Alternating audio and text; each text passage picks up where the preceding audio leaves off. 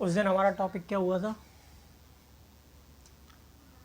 Parallel plate capacitor when dielectric slab place between them. एक capacitor था,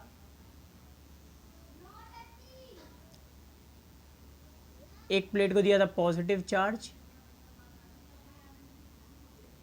दूसरी पे कैसा इंड्यूस हो गया था? नेगेटिव।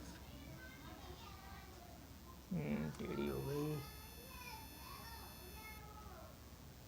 नेगेटिव। इसे किससे कनेक्ट कर दिया? अर्थ से। प्लेटों के बीच का सेपरेशन कितना है? डी। और एरिया कितना है प्लेटों का? ए। इसके बीच में एक डाइलेक्ट्रिक स्लैब रखी थी जिसकी थिकनेस कितनी थी? टी। तो कैपेसिटर का फॉर्मूला कितना निकल के आया था? C equal epsilon not A upon D minus T plus T upon K. Clear था ये बिल्कुल?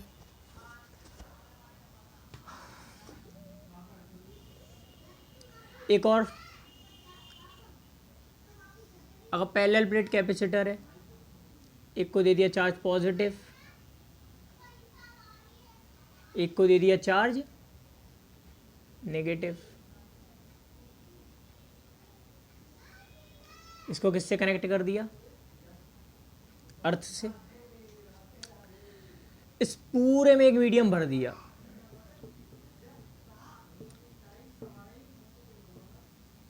जिसका डाइलेक्ट्रिक कांस्टेंट कितना है? के। तो कैपेसिटर का फॉर्मूला कितना होगा? के टाइम्स बढ़ जाएगा जो होगा epsilon not A upon D.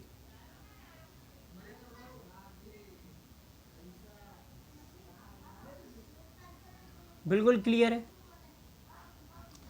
चलो अब इनके भी ऊपर न्यूमेरिकल लगाते हैं, स्टार्ट करते हैं।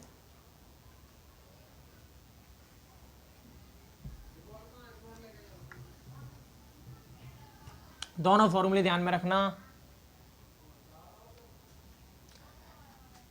क्या है फॉर्मूला? सी इक्वल के times epsilon not A upon D. के टाइम्स बढ़ जाता है, कैपेसिटेंस कितने टाइम्स बढ़ जाता है? के टाइम्स। क्वेश्चंस देखते हैं। नंबर 1, इक्विवेलेंट कैपेसिटेंस निकालना है, सी इक्विवेलेंट फाइंड करना है। एक कैपेसिटर है, सीधी लाइन नहीं खींचती, हद है, ऐसे कटेगी जिंदगी। एक प्लेट को चार्ज दे दिया पॉजिटिव, दूसरी पे कैसे इंड्यूस हो गया? नेगेटिव। इसे किससे कनेक्ट कर दिया? अर्थ से। मान लो इसके बीच में दो मीडियम भर दिए, एक K1 और एक K2।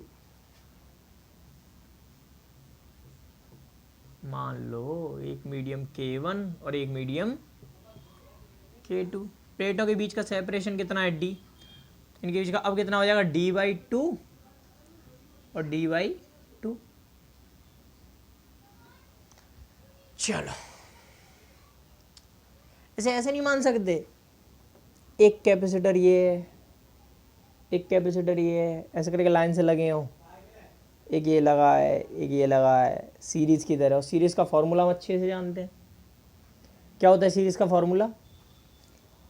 1/c equal 1/c1 plus 1/c2। ठीक, कोई डाउट तो है नहीं यहाँ तक? चलो लगाते हैं और देखते हैं। प्लेटों का एरिया मान लिया ए। कितना है प्लेटों का एरिया? ए। तो इस वाले कैपेसिटेंस, ये वाला कैपेसिटेंस कितना होगा? C1।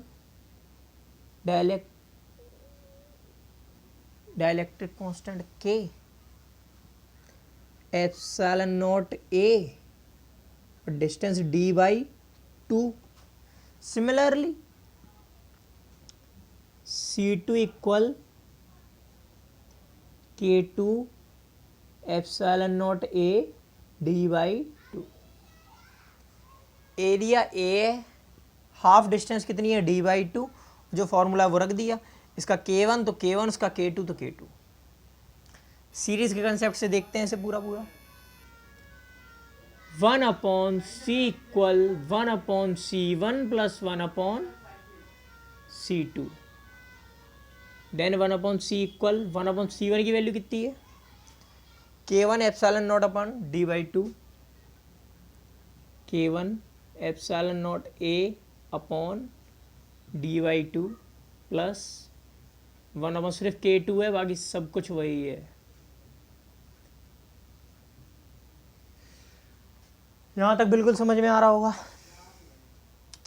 कोई डाउट तो है नहीं यहाँ तक। अब ये ऊपर पहुँच जाएगी डिजिट और ये भी ऊपर पहुँच जाएगी, तो 1/c इक्वल कितना हो जाएगा इस हिसाब से d/2। मेरी लाइन नहीं खींची थी सीधी, हद है।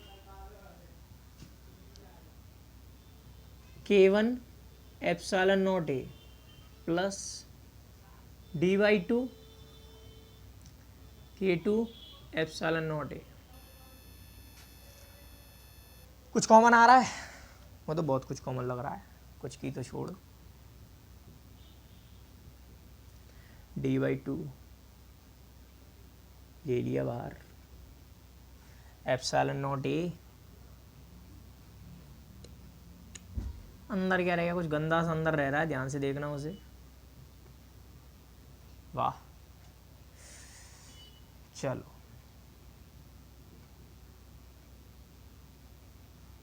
चलो, बड़ी मेहनत करनी पड़ेगी इसमें, तो आती है या ये समझानी पड़ेगी फ्रैक्शन, नहीं तो ऐसे मान लो इसका इससे आमने सामने, बस सीधा कर लें इसे, आंसर तो आ गया। देख लो कहीं गड़बड़ लग रही है तो बताओ। 2 epsilon not a k1 k2, ये लाइन है, कभी नहीं खींचेंगी, k1 प्लस k2। बताओ समझ में आया कि नहीं? रिपीट कर लें? तार पैरों को छू छू के नाच रहा है, गहरा जोड़ है। ये इसका डाइलेक्ट्रिक कांस्टेंट k1, इसका k2, टोटल डिस्टेंस d आदि d/2 और d/2।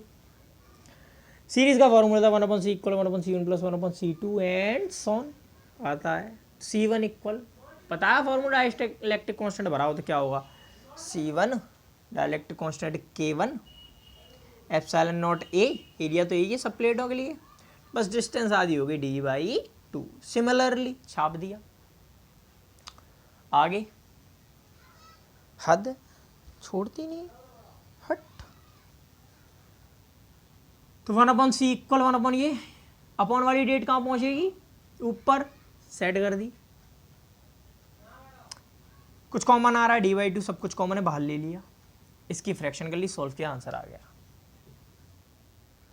चलो स्क्रीनशॉट लो इसका, फिर अगला क्वेश्चन देखते हैं।